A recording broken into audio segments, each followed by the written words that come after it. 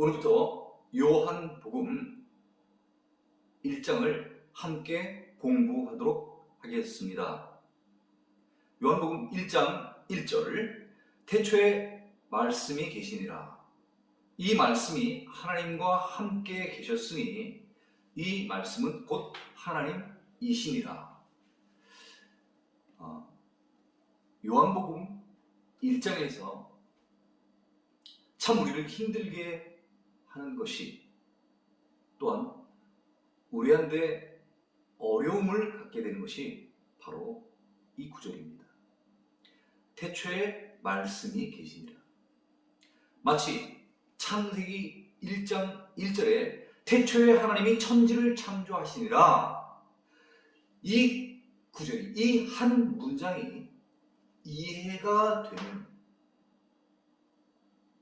성경의 구약을 쉽게 읽어나갈 수 있는 것처럼 이 요한복음 1장 1절에 나와 있는 태초에 말씀이 계시니라, 이 구절을 잘 이해할 수 있다면 요한복음을 앞으로 쉽게 이해할 수 있는 것입니다.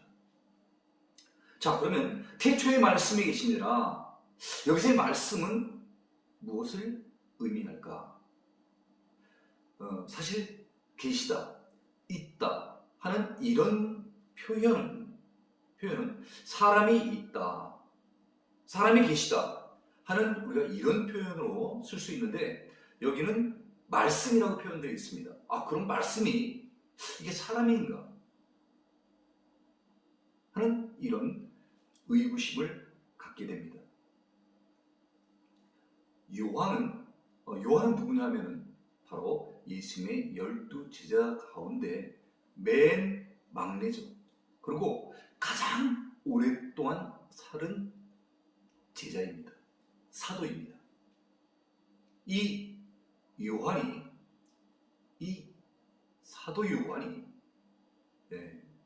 이 요한복음을 저술하게 된 목적이 있습니다. 우리가 지금 이 1장 1절을 우리가 해석하고 이해하기 이전에 요한이 이 요한복음을 기록한 목적을 기록해 놓았습니다. 보통은 일반 서적 같은 경우에 그 책을 쓰게 된 동기라든가 목적에 대해서 맨 앞에 서두에 그 뜻을 밝힙니다만, 요한은 자기가 이 요한복음을 기록한 목적을, 요한복음은 21장으로 되어 있습니다만 보통 21장은 별도의 그런 부록이라고 우리가 볼 수 있습니다. 왜 그러냐면 요한이 20장까지로 모든 이 복음서를 마쳤기 때문입니다. 그래서 요한복음 20장 31절을 한번 보면은 요한이 이 복음서를 기록한 목적을 우리가 찾아볼 수 있습니다. 제가 먼저 읽겠습니다. 요한복음 20장 31절입니다.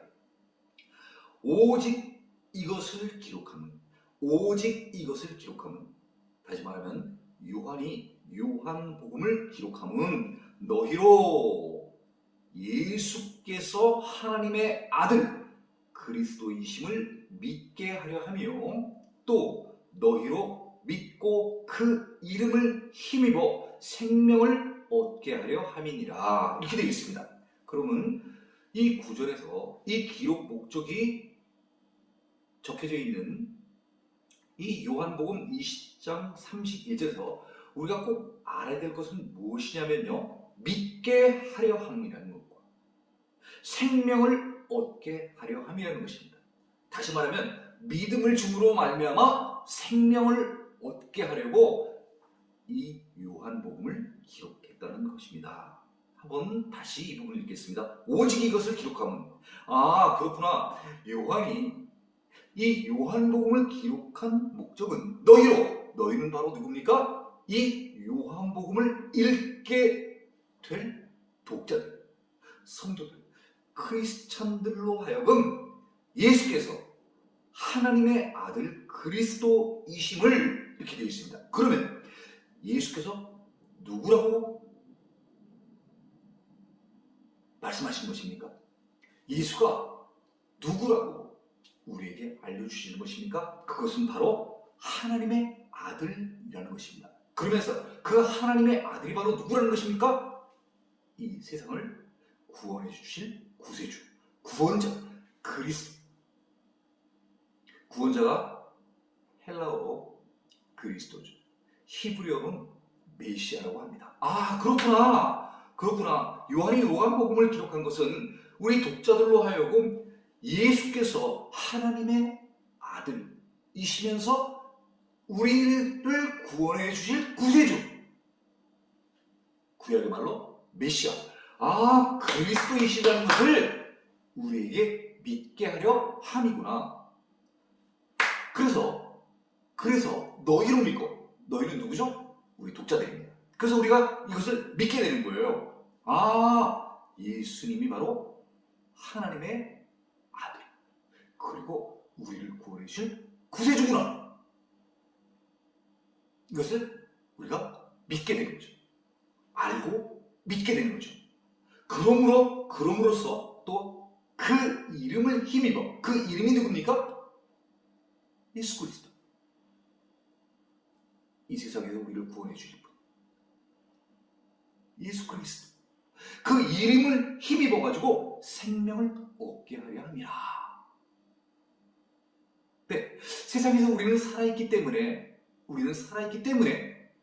우리는 요한이 저술한 요한복음을 읽을 수 있습니다. 그런데 생명을 얻게 하라는 것은 무엇을 말하는 것입니까? 살아있는 우리들이 예수님이 다시 오시는 때, 재림하시는 그때는 우리의 육신은 죽게 된다는 것이죠. 그렇지만 이 예수님으로 말미암아 죽게 된 우리들이 영원히 살 수 있게 된다는 것. 우리가 영원히 살 수 있게 된다는 것. 그것을 알게 하려고 이 요한복음을 기록했다는 것입니다. 자, 그리고 이제 본문으로 다시 돌아오도록 하겠습니다. 자, 태초에 말씀이 계시니라. 이 앞서 요한이 기록 목적을 저술한 그 표현에 보면 예수께서 이렇게 표현되어 있습니다. 그러면 요한이 지금 나타내려고 하는 것은 예수가 하나님의 아들이시면서 그리고 세상을 구원할 구세주 그리스도라는 것을 우리에게 알려고 하는데, 태초에 말씀이 계시니라. 아주 오래전에 하나님이 천지를 창조하실 때, 그 태초 아주 오래 이전 예수님께서 계셨다는 것을 이야기하고 있는 것입니다. 그런데 이 예수님을 여기에 예수라고 표현하지 않고 예수님을 이미지로서 표현했습니다. 우리는 종종 어떤 기업들이 그 회사를 나타낼 때 어떤 기호라든가 모양을 통해서 이미지로서 그 회사를 나타내는 것들을 종종 볼 수 있습니다. 벤츠 회사의 그 모양이 그렇고, 또 애플 회사의 그 자기네 회사를 나타내주는 이미지가 있습니다. 사과를 나타내주는 그 모양이 있지 않습니까? 그것처럼 요한은 예수님을 나타내려고 하는데 예수라고 이름을 직접적으로 쓰진 않았지만 그 예수님을 나타내는 다른 이미지를 사용해서 우리에게 알고자 하시는 것입니다. 그래서 여기에 나와 있는 말씀은 예수님을 나타내는 이미지입니다. 자, 그러면 이 말씀은 누구를 나타내는 이미지입니까? 예수님을 나타내는 이미지입니다. 이 말씀이 하나님과 함께 계셨으니, 아, 그렇구나. 이 예수님이 하나님과 함께 계셨다는 것입니다. 네. 어디예요? 하나님의 나라. 이 하나님이 예수님과 함께 하늘나라에 계셨다는 것입니다. 이 말씀이 곧 누구냐 하면요, 하나님이십니다. 아, 그렇구나. 이 말씀이 누구를 나타냅니까? 예수님은 곧 하나님이시다. 아, 그렇구나. 예수님은 하나님과 같기도 하고, 같다는 것은 무엇입니까? 합체, 하나이기도 하고, 또 어떻게 보면 하나님과 분리되어 있는, 그것을 나타내 줍니다. 왜 요한은 이 표현을 썼을까요? 하늘에서는 하나님이 예수님과 함께 계셨는데 세상을 구원하시기 위하여 하나님이 예수님을 이 세상에 내려 보내실 때 그 예수님을 육신의 힘이요, 인간의 육체로 만들어서 보내주셨습니다. 하나님은 하늘에 계시고 인간의 육신을 입은 예수님은 땅에 오셨습니다. 분리가 되어 있으나 따로 사는 것 같으나 사실은 그 근본은 하나라는 것입니다. 이것을 이해하는 것이, 이 1절을 이해하는 것이 창세기 1장 1절에 태초에 하나님이 천지를 창조하시니라 하는 것을 이해하는 것과 거의 같은 맥락입니다. 같은 수준입니다. 반드시 이 요한복음에 나와 있는 1장 1절을 우리가 잘 이해를 해야 앞으로 요한복음을 이해하기 쉬운 것입니다. 아, 그렇구나. 아주 오래전에 하나님이 천지를 창조하실 그때에 그 아주 오래전에 말씀이 계십니다. 아, 예수님이 계셨었구나. 어디 예수님만 계셨겠어요? 하나님이 천지를 창조하셨으니까 하나님도 계셨죠? 그런데 예수님도 계시다는 거예요. 이 말씀이, 이 예수님이 하나님과 함께 계셨다는 거예요. 그러니까 창세기에는 하나님이 강조되고, 지금 요한복음에 누가 강조됐냐면 예수님이 지금 강조되어 있는 것이죠. 왜냐? 이 사도 요한은 기록 목적에서 밝힌 것처럼 지금 우리 독자들에게 예수께서 하나님의 아들이시면서 그분이 바로 그리스도라는 것을 우리에게 알게 하시고, 그 이름을 힘입어 우리로 하여금 생명을 얻게 하려고 이 요한복음을 저술하는 것입니다. 그래서 지금 이 요한이 포커스, 목적, 요한이 지금 중요시하는 것은 무엇을 중요시하냐면은 예수님에 대해서 나타내주고 있는 것입니다. 예수님을 우리로 하여금 알게 하시려고 하시는 것입니다. 요한은 아까도 말씀드렸듯이 예수님의 12 제자 가운데 막내로서 사랑을 많이 받은 제자입니다. 예수님의 동생의 기간 동안 예수님과 함께 먹고 차고 전도도 같이 하고 치유 사역에도 같이 동참하시고 했던 사도, 제자입니다. 그 제자가 자기의 스승인 예수님을 우리에게 알게 하시려고 지금 이 1절 우리에게 주신 것입니다. 그러면 우리는 어떻게 해야 되죠? 우리는 이 요한이 예수님을 나타내기 위하여 이미지로 표현된 이 구절을 잘 이해해야 하는 것입니다. 자, 1절. 태초에 말씀이 계시니라. 이 말씀이 하나님과 함께 계셨으니 이 말씀은 곧 하나님이시니라. 2절입니다. 그가 태초에 하나님과 함께 계셨고, 자, 2절은 바로 앞에 나와 있는 1절을 한번 다시 반복한 것입니다. 왜 이렇게 반복을 했을까요? 중요하니까. 우리에게 꼭 알아들으라고 요한은 지금 강조를 하고 있는 것입니다. 자, 1절에 뭐라고 되어 있습니까? 이 말씀이 하나님과 함께 계셨으니, 이것을 다시 반복하면서 강조해주고 있는 것입니다. 그가 태초에 하나님과 함께 계셨고, 네, 그렇습니다. 태초에 이 예수님께서 하늘나라에 우리가 그렇게 지금 가고 싶어하고 하나님이 우리를 초대한 그 하늘나라에 하나님이 예수님과 함께 계셨다는 것입니다. 자, 그러고 3절입니다. 만물이 그로 말미암아 지은 바 되었으니 지은 것이 하나도 그가 없이는 된 것이 없느니라. 이렇게 되어 있죠. 만물이라는 것은 바로 무엇을 얘기하는 것입니까? 전 우주를 얘기하는 것이죠. 태초에 하나님이 천지를 창조하실 때 우리가 살고 있는 지구만 창조한 게 아니라 온 우주를 다 창조하신 것 아니겠습니까? 그 모든 만물들, 온 우주, 그 우주가 그로 말미암아 지은 바 되었다는 것입니다. 예수님으로 말미암아 지은 바 되었다는 것입니다. 곧 이 말은 무슨 말입니까? 이 1절에 나와 있는 이 말씀이 하나님과 함께 계셨으니 이 말씀은 곧 하나님이시니라.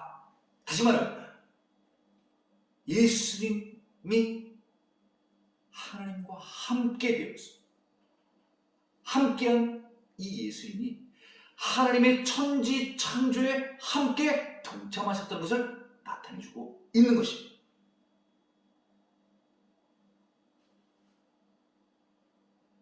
만물이 그로 말미암아 지은 바 되었으니 모든 것이 하나님과 예수님 함께 만든 작품이라는 것입니다.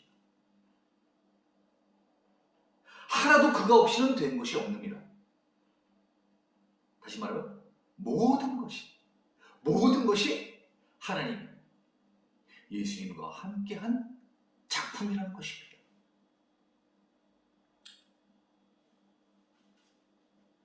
4절, 그 안에 생명이 있었으니 이 생명은 사람들의 빛이라. 이렇게 되어 있습니다. 그 안에, 영어로는 in him 이렇게 되어 있습니다. in him. 오, 그렇구나. 힘이라고 되어 있으니까 이것은 사람을 나타내는 대명사죠. 그렇죠? 그 안에 생명이 있었으니, 그러면 앞에 나와 있는 말씀이 사람을 나타내는 것인지 안 그러면 비인칭인지를 우리가 알 수 있는 것이죠. in him, 그라고 되어 있으니까 그렇구나. 그는 누구냐고 하면 바로 예수님을 나타내는 것이구나. 그것을 우리가 알 수 있는 것입니다. 그 안에 생명이 있었으니 예수님 안에는 생명이 되는 거예요. 라이프, 생명이 되는 거예요. 그 생명은 지금 우리 인간의 생명처럼 한시적이고 제한적이며 일회성인 생명이 아니라 영원히 오랫동안 살 수 있는 forever, 영원한 삶을 이야기하는 것입니다.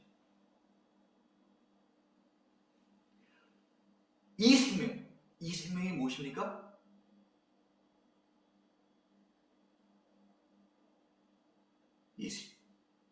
예수님을 나타내는 것이죠. 그렇죠? 영원히 사는 삶. 그 예수님은 바로 사람들의 빛인 것입니다. 앞에 예수님을 나타내는 이미지로서 말씀이 사용되었습니다. 지금 이 4절에 똑같이 예수님을 나타내는 이미지가 두 단어가 사용이 되어 있는데 바로 그 한 단어가 생명입니다. 그리고 또 한 단어가 뭐냐면 빛입니다. 예수님을 말씀이라는 이미지를 통하여 나타냈고, 예수님을 생명이라는 이미지를 통해서 나타내주고 있는 것이고, 예수님을 빛이라는 이미지를 통해서 나타내주고 있는 것입니다. 우리가 벤츠 자동차의 마크를 보면 그냥 이 마크가 가르쳐주는 것이 그냥 어떤 이런 표시가 아니라 우리는 그 로고, 엠블렘을 보면서 바로 이게 벤츠 회사를 나타내 주는 것이구나. 우리는 그렇게 이해합니다. 똑같이 우리가 말씀, 그러면 이 말씀이 나타내 주는 것이 예수님을 나타내 주는 이미지구나. 생명. 이 생명은 바로 한시적인 생명이 아니라 영원한 삶을 나타내 줄 때 영원히 살 수 있는 사람은 누굴까? 그 존재가 누굴까? 그렇지. 예수님. 하나님이시면서 바로 또 떨어져 있을 때는 이 육신이 오셨을 때는 예수님. 그분을 나타내주는 이미지군. 빛. 랜턴 같은 빛이 아니라 스스로 발광하는, 스스로 드러내서 모든 것을 밝혀주는 빛으로 표현되어 있는 그것이 나타내는 것은 바로 예수님을 나타내주는 것이다. 우리가 이렇게 이해를 해야 하는 것입니다. 자, 5절입니다. 빛이 어둠에 빛이 돼. 여기서 빛은 바로 무슨 얘기를 합니까? 바로 예수님을 나타내주는 이미지로서 사용된 것입니다. 빛이 있는데 이 빛이 어둠에 빛이 돼. 어둠이 깨닫지 못하더라. 어떻게 어둠이 깨달을 수 있는 존재가 되겠습니까? 다크니스. 이 어둠이 어떻게 깨달을 수가 있겠습니까? 그러면 이 어둠은 바로 무엇을 나타내 주는 것이겠습니까? 죄로 어두워진 세상. 이 세상을 나타내 주는 이미지인 것입니다. 혹은 이 죄로 얼룩진, 이 어둠 가운데 있는 죄로 얼룩진 어둠의 사람들, 악한 영에 지배받아서 살고 있는 그런 죄인들, 그런 죄인들 가운데 예수님이 빛으로 오셔서 비추어 줄 때는 것입니다. 우리가 생활 가운데에서 경험해 봅니다면 옛날에 성냥불을 탁 그으면 바로 빛이 생겨나면서 어둠이 물러나고, 우리가 밖에 외출했다가 들어와서 스위치를 눌러서 등을 켜게 되면 어두웠던 그 어두움이 순식간에 빛이 켜짐과 동시에 없어지는 것을 우리가 알 수 있습니다. 어둠이 어디 갔지? 조금 전에 어두웠는데? 무엇이었기 때문입니까? 빛이 켜져 있기 때문에. 빛이 오자 어둠이 물러간 것입니다. 자, 빛이 어둠에 비춰졌습니다. 예수님이 빛이 되어서 어둠을 비췄더니 어둠이 깨닫지 못하더라. 세상이 이 빛으로 오신 예수님을 알지 못했다는 거예요. 빛, 예수님을 나타냅니다. 어둠, 죄로 얼룩진 세상을 나타냅니다. 세상 가운데 살고 있는 죄인들을 나타냅니다. 어둠의 사람들을 나타내는 것입니다. 예수님께서는 바로 이처럼 죄인들을 구원하시기 위하여, 세상을 구원하시기 위하여 빛으로 이 땅에 오신 것입니다. 자, 6절입니다. 하나님께로부터 보내심을 받은 사람이 있으니, 뒤에 다 읽을까요? 그의 이름은 요한이라, 이렇게 되어 있습니다. 요한이라는 사람이 있는데요, 이 요한은요 하나님께로부터 보내심을 받은 사람이라는 거예요.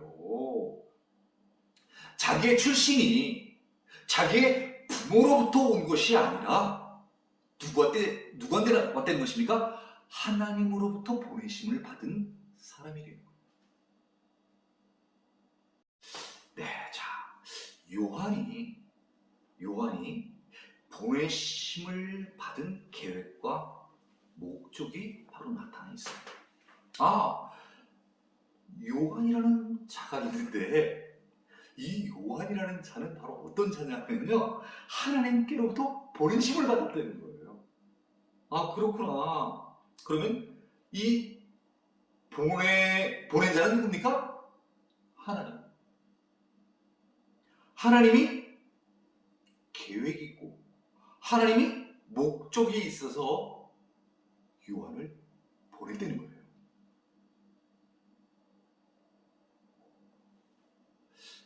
그러면 그가 어떠한 목적과 어떠한 계획을 가지고 왔을까? 이름은 요한이라고 하는데, 자, 우리가 여기서 요한이라는 이름을 가지고 있는 사람이 두 사람이 있기 때문에 우리가 구별을 해보자고 하면, 이 요한복음을 저술한 사람은 바로 사도 요한입니다. 그리고 여기에 나와 있는 하나님께로부터 보내심을 받은 사람이 있으니 그의 이름은 요한이라 할 때, 우리들은 이 요한을 세례 요한이라고 이렇게 따로 부르도록 하겠습니다. 자, 그러면 요한이 두 명이죠. 세례 요한이 있고 사도 요한이 있고요. 7절입니다. 그가 증언하러 왔어요. 그렇구나.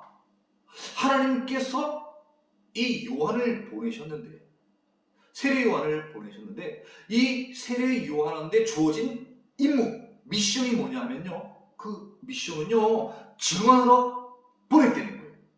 여기는 지금 그가 증언하러 왔으니 이렇게 표현되어 있지만, 사실은 하나님이 보내서 너 세상에 나가서 내가 너를 보낸 목적과 계획이 있으니 너 가.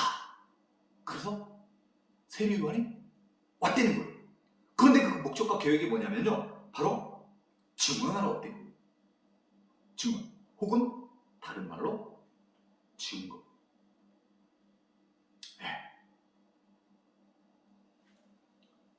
증거하러 왔고 증언하러 왔다는 것입니다. 우리가 보통 증언, 증거, 그러면 무엇을 얘기를 합니까?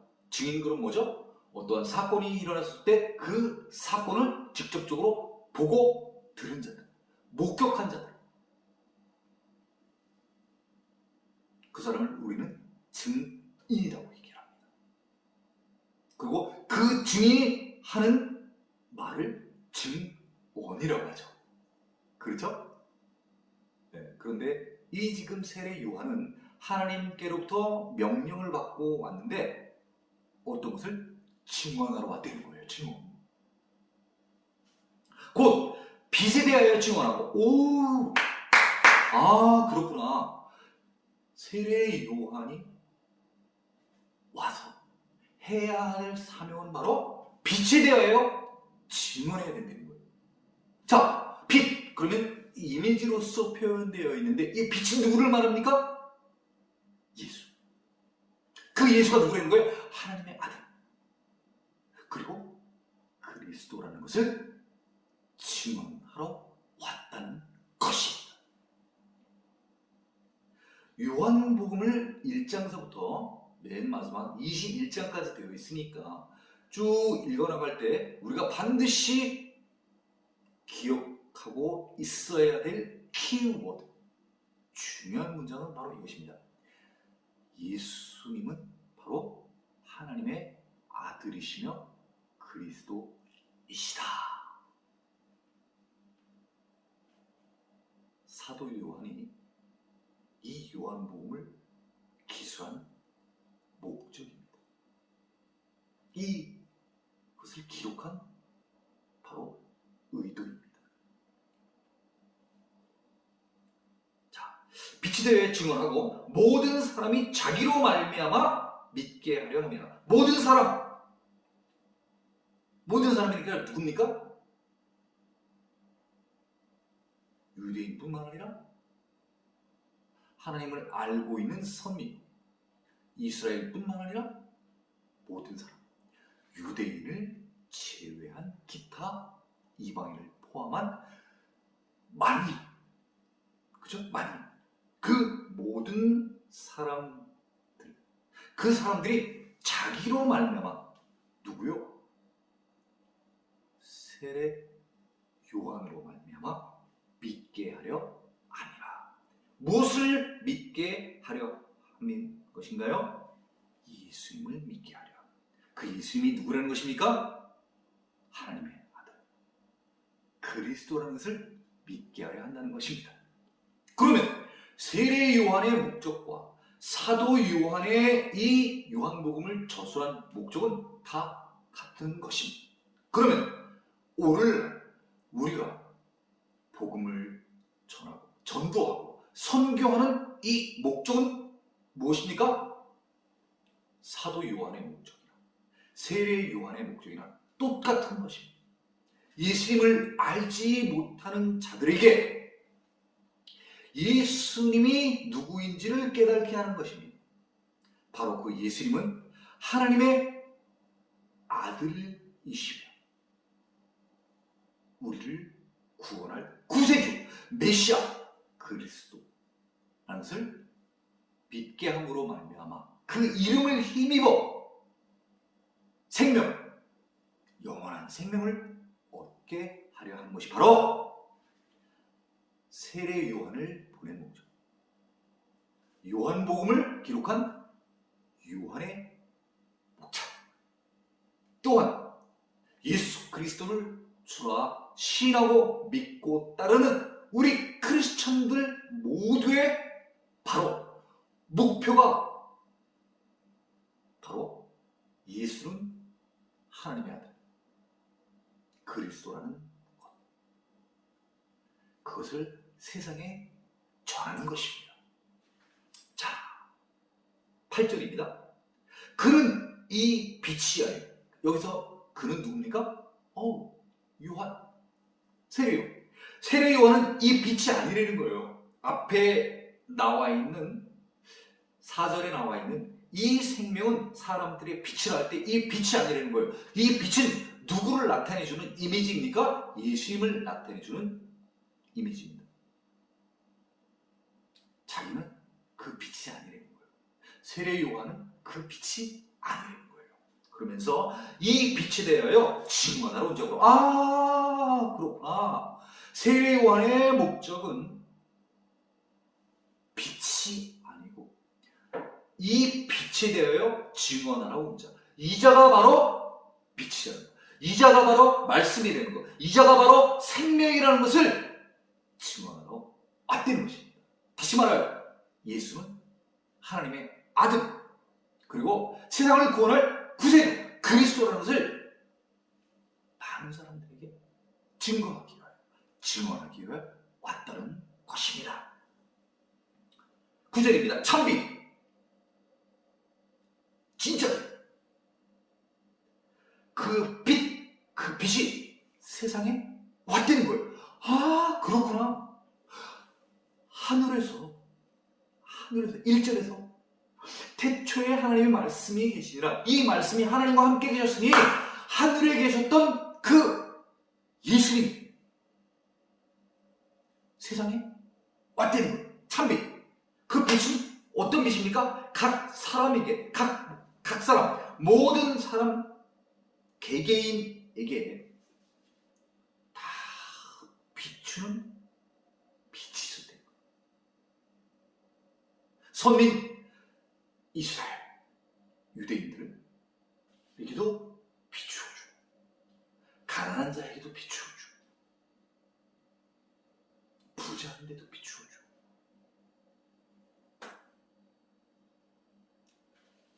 모든 사람들에게 다 비추어주는 그런 빛, 어둠 가운데 있는 그 괴로우고 얼룩진 세상과 그 죄인들에게 각각의 사람들에게 빛을 비추어주는 정말 참빛 예수님이 계셨는데 그 예수님이 세상에 왔다는 거예요. 원래 어디 계셨는데요? 하늘에 계셨었는데 오셨다는 거예요. 14절에 보면 이렇게 표현되어 있습니다. 14절입니다. 잠깐만 뒤로 가면은 말씀이 육신이 되어 오셨다는 거예요. 하늘나라에 하나님과 함께 계셨습니다. 그랬는데 그 예수님 말이에요. 세상에 올 때는 어떻게 오셨냐면요. 인간의 육신, 인카네이션이라고 하는데요.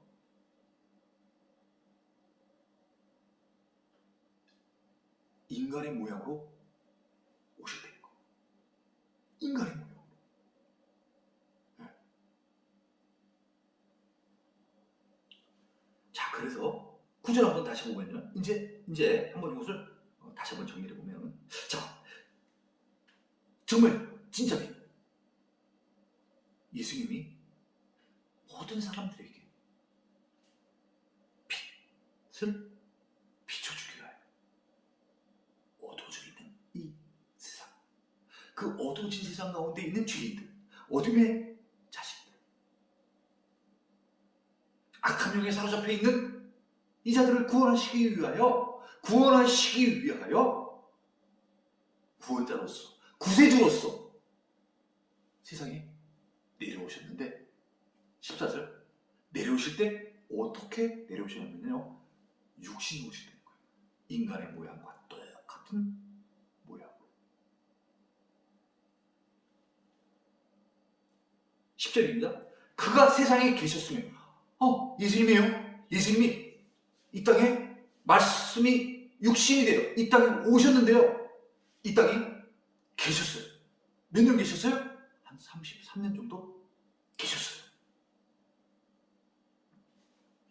세상은 그로 말미암아 지은 바 되었으되, 이 세상이 누구에 의해서 만들어졌냐면요. 3절에 보십시오. 만물이 그로 말미암아 지은 바 되었으니 이렇게 되었어요. 모든 우주와 지구에 국한시켜본다고 치면 산과 바다와 들과 우리가 바라보고 있는 이 모든 이 환경들이 예수님이 다 직접적으로 만들어 주셨다는 거예요. 그랬는데 세상에 그를 알지 못했다는 거예요. 아니, 이게 무슨 얘기예요? 예수님이 이 모든 것들을 다 만들어 주셨어요. 우리가 바라보고 있는 나무, 하늘, 땅, 동물들, 식물들, 이것들을 예수님이 하늘나라에서 천지를 지으실 때 다 만들어줬는데 우리는 그가 이런 것들을 만든 것을 알지 못한대요. 세상이 그를 알지 못했다는 거예요.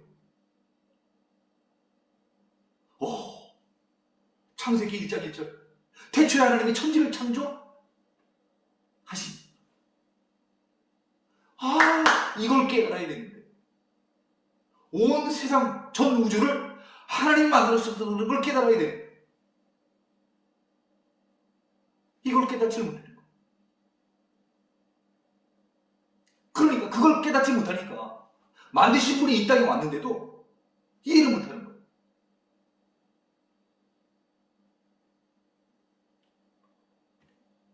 11절 자기 땅에 오매 자기 백성이 영접하지 아니하였어요. 자기 땅, 자기 백성. 아니, 모든 거 누가 만들었어요? 창세기 태초에 하나님이 천지를 창조하시니라. 요한복음 1장 3절 만물이 그로 말미암아, 만물, 모든 전 우주와 이 지구도 포함된 거죠? 그로 말미암아 지은 바 되었으니 지은 것이 하나도 그가 없이는 된 것이 없느니라. 부정에 부정을 넣었으니까 말하자면 쉽게 얘기하면 모든 것을 다 그가 만드셨다는 거예요. 모든 것을 다 그가 지었다는 거예요. 그가 메이커라는 거예요. 그러면 땅이 누구 거예요? 예수님 거. 백성이 누구 거예요? 예수님 거. 그래서 만드신 분이 자기 땅에 왔어. 내가 만든 땅에 왔어. 그리고 또 내가 만든 백성, 그 백성들에게 왔어요. 왜? 어둠 가운데 있으니까, 죽게 생겼으니까, 불쌍히 여기서, 긍휼히 여기서 이 세상을 살리고자, 그의 백성을 살리고자 말씀이 육신이 되어서 자기 땅, 자기 백성에게 왔는데 영접하지 아니했다는 거예요. 배척했다는 거예요. 거부했다는 거예요. 거절했다는 거예요. 때로는 개인적으로, 때로는 집단이고, 산이 들이는 공예라든가, 또 어떨 때는 바리새파가, 어떨 때 또 사두개파가, 어떨 때 또 헤롯당파가, 에스겔파가, 개인적으로, 집단적으로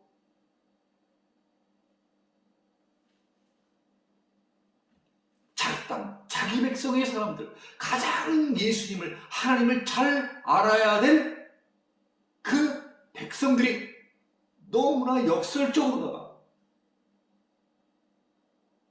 깨닫지 못하고, 알지 못하고, 더군다나 배척하고, 거절하고, 거부했던 것입니다.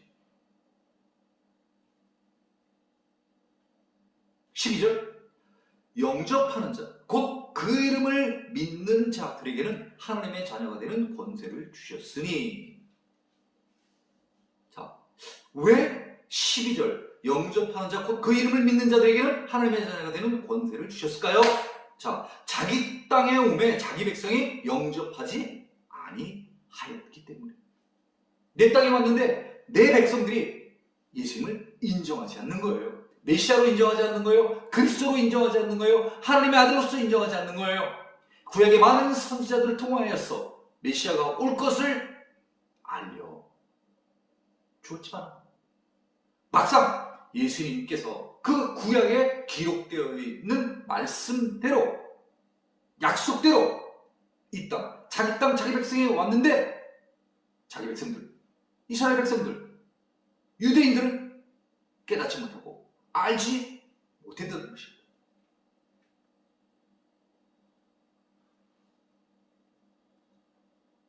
그래서 이제 예수님은 새로운 시대를 열어가시는 것입니다. 어떤 시대냐?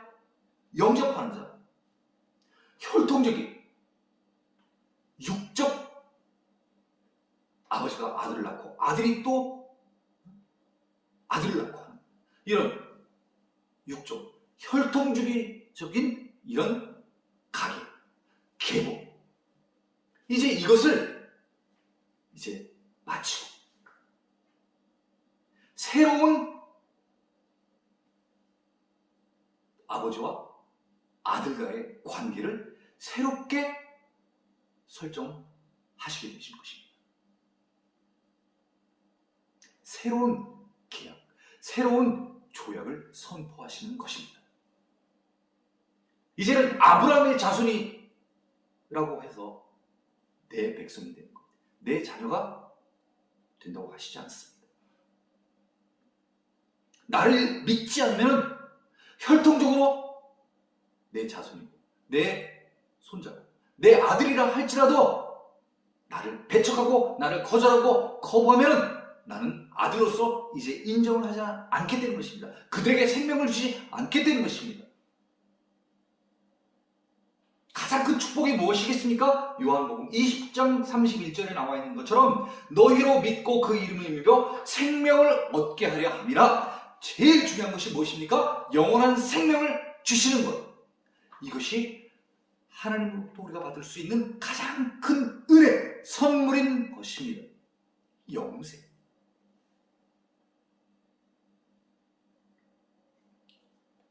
12절 다시 한번 읽도록 하겠습니다. 영접하는 자, 곧 그 이름을 믿는 자들에게.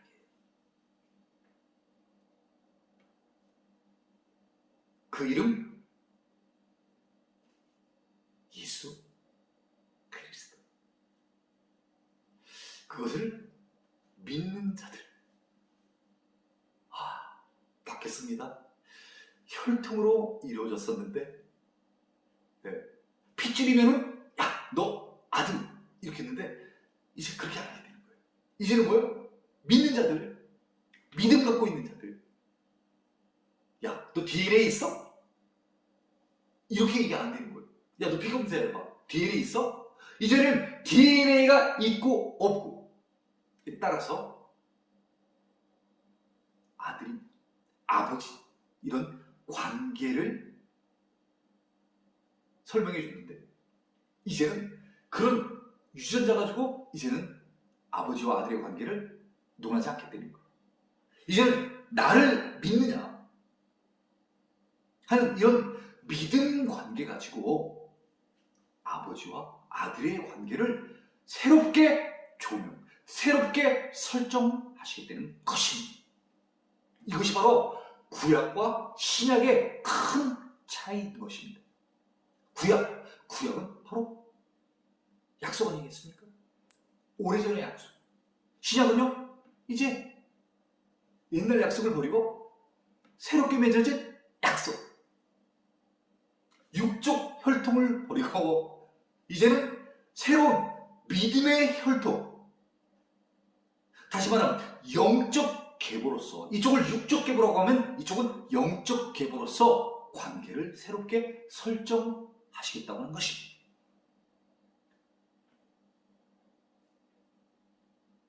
(13) 절입니다. 이는 혈통으로나 아브라함의 자손이라고 이스라엘 백성들은 항상 아브라함을 그들의 조상이라고 얘기를 하지 않습니까? 아유, 우리 아브라함의 조상이야. 우리 아버지 아브라함이야. 그래서 늘 이들은 선민 사상이 있었어요. 하나님이 자기들을 선택해 줬다. 혈통주의죠. 혈연주의. 이는 이제 앞에 12절, 이것은 바로 무엇을 얘기를 하냐면요, 앞으로는 혈통주의, 이와 같은 아브라함의 계보라든가 육정, 인간의 어떤 계획, 인간의 어떤 판단으로다가 아이를 만들고자 하는 어떤 이런 것들, 혹은 사람의 뜻, 영어로는 여기 보면 남편의 의지라고 되어 있습니다. 남편이 결혼을 해서 그 아내와 아이를 갖고자 하는 그런 의지, 이런 의지로 가지고 낳는 게 아니라는 거예요. 이런 거 이제는 뭐예요? 소용없다는 거예요. 아시겠어요? 오직 하나님께로부터 난 자들입니다. 이렇게 되어 있습니다. 이제는 하나님께로부터 난 자들. 네. 어떤 점은 되는 거예요, 이제는? 그 이름을 믿는 자들. 하나님이 보내신 예수님. 그 예수님이 하나님의 아들이시면서 우리를 구원하실 구세주라는 것. 예수. 구원자. 그 이름을 믿고 그의 가르침을 따르는 자들. 그들이 바로 예수님의 자녀가 된다고 하는 것입니다. 예, 그렇죠? 이전에 구약에는 그의 백성, 하나님의 백성, 그래서 하나님의 입장에서 봤을 때는 내 백성이죠. 그래서 구약에 어떻게 표현했냐면 내 백성이라는 표현이 많아요. 선지서에 보면. 그러니까 내 백성 그러면 뭐예요? My people 이렇게 나옵니다. 네. 하나님과 모세하고 얘기를 할 때 네 백성 이렇게 얘기를 하니까 모세가 그러잖아요. 내 백성이라 your people. 내 백성이 아니라는 거예요. 그들은 바로 이스라엘 민족들은 하나님의 백성이라는 거예요. 그래서 your people이라는 말을 씁니다. 근데 이제는 그런 people적인 개념이 아니라 이제는 children적 개념인 거예요. 자녀 개념인 거예요. 개념이 다르죠? 구약은 people 개념, 신약은 children 개념입니다. 어느 게 더 가까울까요? 저는 백성보다는 children, 자녀의 개념이 훨씬 더 가까울 것 같습니다. 자, 14절입니다. 말씀이 육신이 돼. 그렇구나. 말씀이 육신이 되었구나. 그러면 여기 육신이 되어서 인간의 옷을 입고 이 땅에 왔는데, 거꾸로 다시 우리가 한번 역설적으로 생각을 하고 보면 예수님이 뭐 이렇게 인간의 탈을 쓰고 인간의 모양을 하고 이 땅에 오셨어요. 그런데 예수님이 이 땅에 오시기 전에, 인간의 옷을 입기 전에는 어떤 모양으로 계셨을까요? 상상되십니까? 그것을 바로 표현하기 위해서 이 요한은 말씀이라는 이미지를 사용한 거예요. 하늘에 계실 때는 이 예수님이 무엇으로 표현되는 거예요? 말씀. 그런데 이 말씀이 세상으로 이렇게 내려올 때는 뭐요? 인간의 옷을 입고, 인간의 옷을 입고 이 땅에 오셨어요. 인간의 모습으로 오신 거예요. 이제 이해가 좀 되십니까? 그렇구나. 우리를 구원하시기 위하여 2000년 전에 이 땅에 인간의 몸을 하고 오신 그 예수님. 그 예수님이 육신이 되기 전에 하늘나라에 계실 때는 어떠한 이미지였을까? 말씀.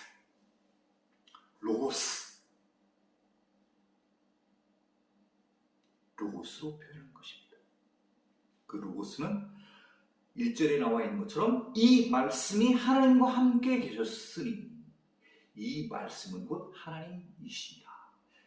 예수님이 하나님과 함께 계셨고 곧 예수님은 하나님이시라.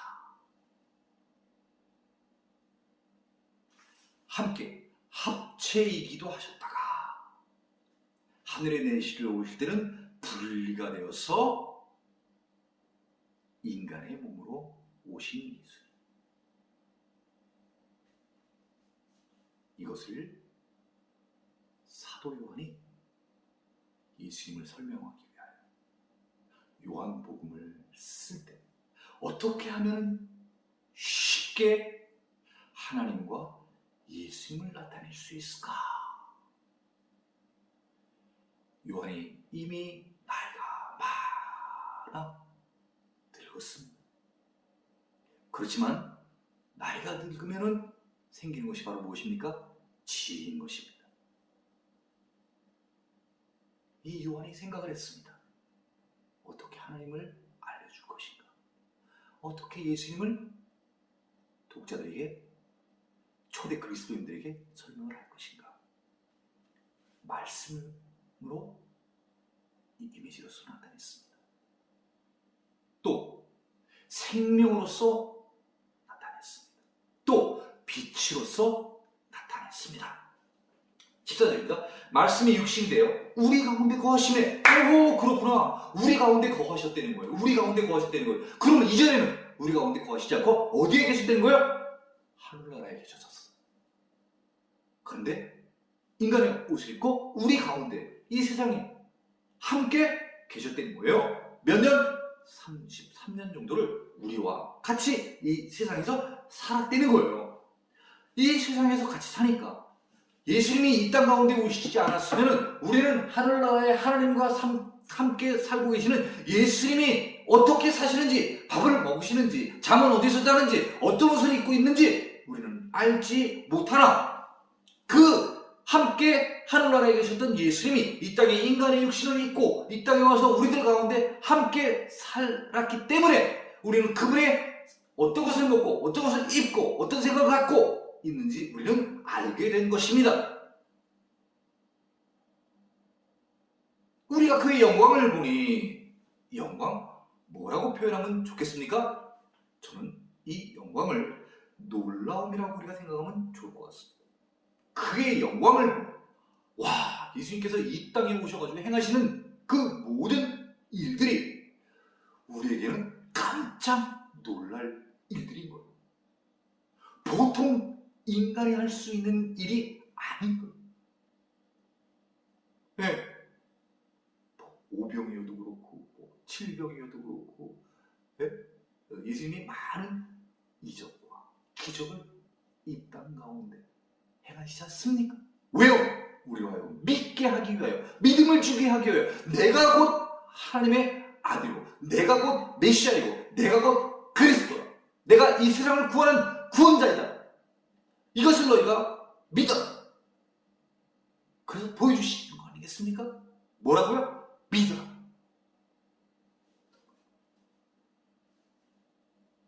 요한복음 기록 목적 다시 한번 읽어보겠습니다.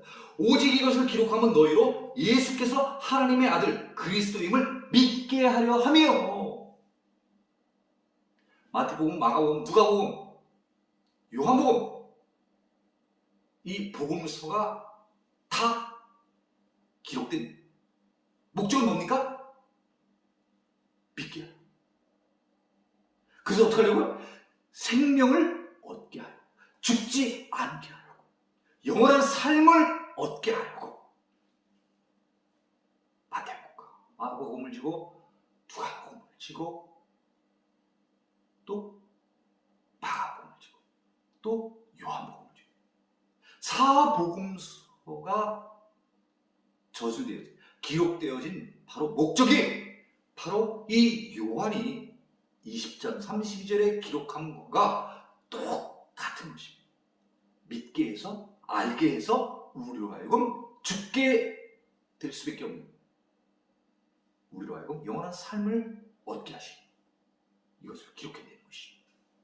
자, 그의 영광을 보니 예수님의 놀라운 그런 이적과 기적의 그 놀라운 행적들을 우리가 보니, 와, 대단하시다. 대단하시다. 아버지의 독생자의 영광이요. 그 영광이, 그 놀라움이요, 예수님의 영광이 아니라 바로 뭐라는 거예요? 아버지, 하늘에 계신 아버지의 독생자의 영광이 되는 거예요.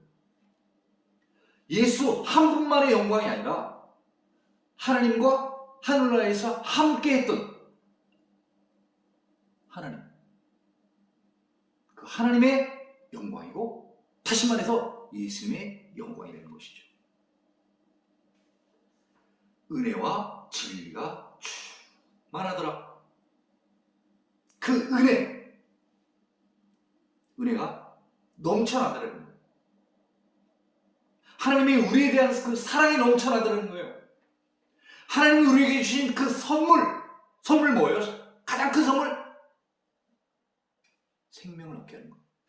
영원한 생명을 얻게 하는 것. 그 은혜가 넘친대요. 세상에 죽을 수밖에 없습니다. 기껏해야 120 살다가 죽을 수밖에 없는 우리들이었는데, 예수님을 알게 됨으로 말미암아 그 이름에 힘입어 이제는 영원히 살 수 있으니, 하나님의 놀라운 사랑, 그 사랑에 감격할 수밖에 없는 것이죠. 또 뭐 있습니까? 진리는 바로 무엇입니까? 실제적인 예수님이 이 땅에 오셨던 그 모든 이적과 기적과 행적들, 그것이 바로 실제적이었다는 거예요. 겉으로만 포장된 허구가 아니고 페이크, 가짜가 아니라는 거예요. 우리를 사랑했던 그 예수님의, 하나님의 우리에 대한 그 사랑, 독생자 예수님을 십자가에 못 박혀 죽게 하심으로까지 우리를 사랑했던 그 하나님의 사랑. He died for us. 예수님이 우리를 위해서 돌아가셨던 것입니다. 그 사랑이 진짜 사랑이 되는 거예요. 트루, 진짜 되는 거예요. 가짜가 아니라는 거예요. 거짓 사랑이 아니라는 거예요. 그 사랑이 예수님의 행적 가운데 일일이 다 묻어나 있었대요. 갈릴리를 가셔서 전도하실 때, 가버나움에 가셔서 전도하실 때, 요단강에 가서 전도하실 때, 시돈과 두로를 지나서 이방 땅에 가서 전도하실 때, 그 예수님의 놀라운 그 광경들 가운데 하나님의 예수님의 은혜와 질, 넘치는 사랑, 우리에 대한 진실한 사랑이 가득히 되어집니다. 부족함이 없었다는 거예요.